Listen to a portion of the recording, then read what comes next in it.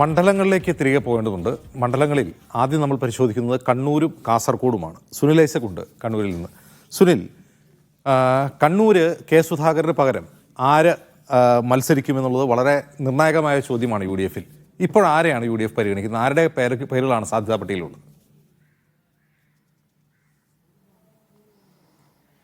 Nishad, K Sudhakaran വീണ്ടും സ്ഥാനാർത്ഥിയായി എത്തുമോ എന്ന ചോദ്യത്തിന് കൃത്യമായ ഒരു ഉത്തരം ഇപ്പോഴും സുധാകരനിൽ നിന്ന് പോലും ലഭിക്കുന്നില്ല. ഇടക്കാലത്ത് മത്സരിക്കാനില്ലെന്ന് ഔദ്യോഗികമായി പ്രഖ്യാപിച്ച സുധാകരൻ പക്ഷേ ഈ അടുത്ത കാലത്ത് ചെറിയ തോതിലൊന്ന് ചാഞ്ചാടിയിട്ടുണ്ട്.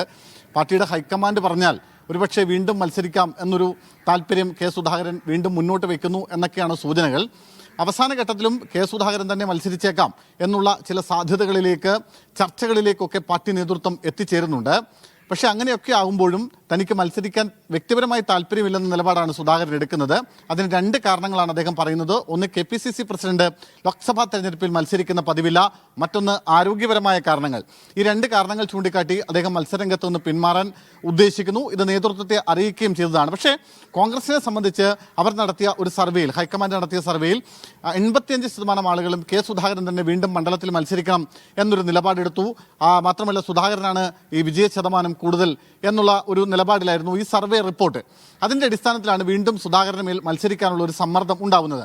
സുധാകരൻ മത്സരിക്കുന്നില്ലെങ്കിൽ മാത്രമേ അന്തിമ നിലപാട് സുധാകരൻ വെളിപ്പെടുത്തിയതിനു ശേഷം മാത്രമേ കോൺഗ്രസിൽ കണ്ണൂരിൽ മറ്റാര് UDF-ന്റെ സ്ഥാനാർത്ഥി എന്നൊരു ചർച്ച പോലും അതിന് പോലും ഇടമുള്ളൂ. പക്ഷെ അങ്ങനെയൊക്കെ ആകുമ്പോഴും കെ സുധാകരൻ്റെ മനസ്സിൽ ചില താല്പര്യങ്ങളുണ്ട്, ചില ചിന്തകളുണ്ട്. അത് പ്രധാനമായും KPCCയുടെ ജനറൽ സെക്രട്ടറി കൂടിയായ അഡ്വക്കേറ്റ് കെ ജയന്തിൻ്റെ പേരാണ്. കെ ജയന്തിനെ തൻ്റെ പിൻഗാമിയായി കണ്ണൂരിൽ കൊണ്ടുവരണം എന്നുള്ളൊരാഗ്രഹം കെ സുധാകരൻ പല നേതാക്കളുമായും പങ്കുവച്ചിട്ടുണ്ട്.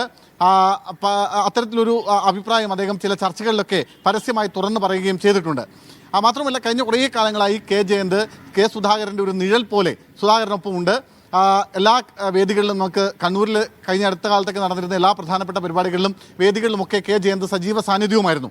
പക്ഷേ ജയന്തിനെ മത്സരിപ്പിക്കുന്നതിനോട് അണികൾക്കും താല്പര്യമില്ല, DCC നേതൃത്വത്തിനും താല്പര്യമില്ല.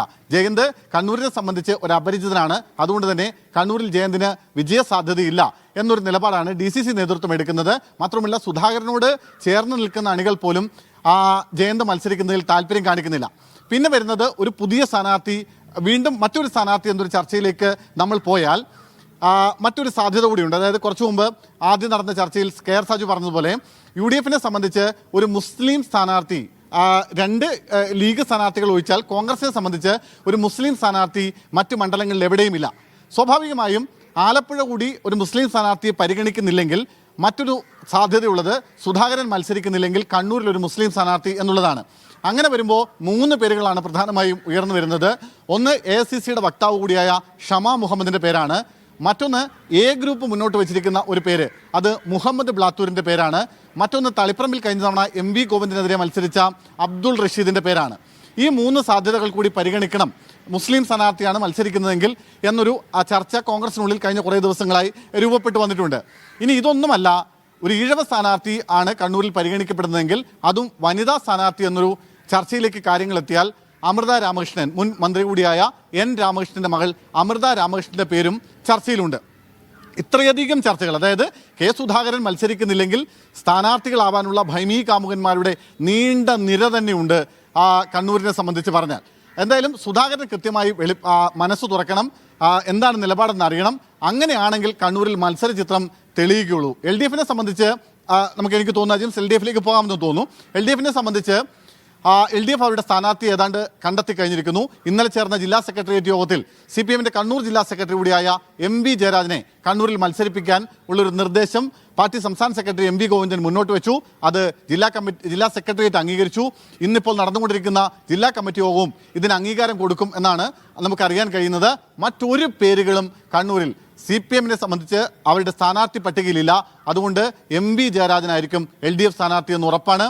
MV ജയരാജനെ സംബന്ധിച്ച് ഏറെക്കാലം MLA ആയി നിന്ന പരിചയമുണ്ട്, CPM-ന്റെ ജില്ലാ സെക്രട്ടറിയായി നിന്ന പരിചയമുണ്ട്, ഒപ്പം മുഖ്യമന്ത്രിയുടെ പൊളിറ്റിക്കൽ സെക്രട്ടറിയായി വന്ന പരിചയമുണ്ട്. അങ്ങനെ രാഷ്ട്രീയത്തിൽ വലിയ പരിചയമുള്ള പിണറായി വിജയൻ്റെ ഒരു വിശ്വസ്തൻ എന്നൊക്കെ നമുക്ക് പാർട്ടിയിൽ വിശേഷിപ്പിക്കാൻ കഴിയുന്ന ഒരു നേതാവ് കൂടിയാണ് MV ജയരാജൻ. അങ്ങനെ MV ജയരാജനും കെ സുധാകരനും തമ്മിലാകുമോ കണ്ണൂരിലെ പോരാട്ടം?